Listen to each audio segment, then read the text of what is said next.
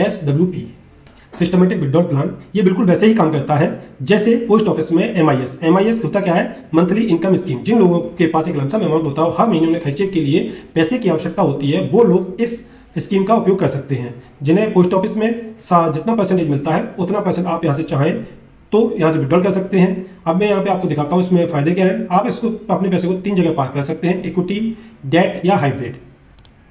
ये आप देख पा रहे हैं, डेट, हाइब्रिड। और अब मैं आगे उधार ले रहा हूँ तो वो ले रहा हूँ 50 लाख रुपए के हिसाब से।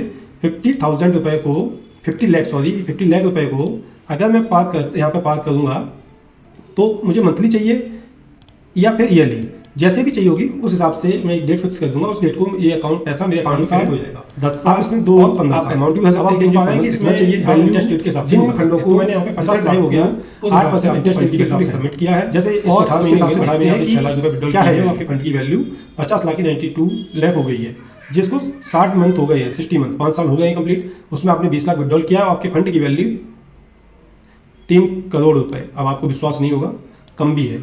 नीचे देखें, 20 लाख विड्रॉल के लिए 2 करोड़ रुपए। ये मैं कोई अपनी जेब से नहीं बता रहा हूँ, जो है आप जाएँ तो ऑनलाइन चेक कर सकते हैं। ये सारी चीज़ें हैं। आप यहाँ पे देखें, 120 महीने इसको हो गए इस फंड को। आपने 40 लाख विड्रॉल करेंगे, आपके फंड की वैल्यू 2 करोड़ 25 लाख रुपए होगी।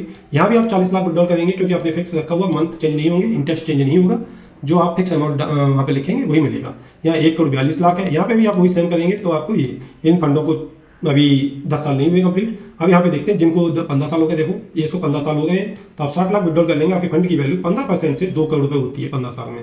यहाँ पे भी इस फंड को भी टाइम हो गया है, ये देखिए 60 लाख। ऐसे ही बहुत सारे फंड है जो आपको साथ में वैल्यू बढ़ाते हैं। बाकी आप कहीं भी अपने पैसे को पार्क करेंगे तो आपके फंड की वैल्यू नहीं बढ़ेगी।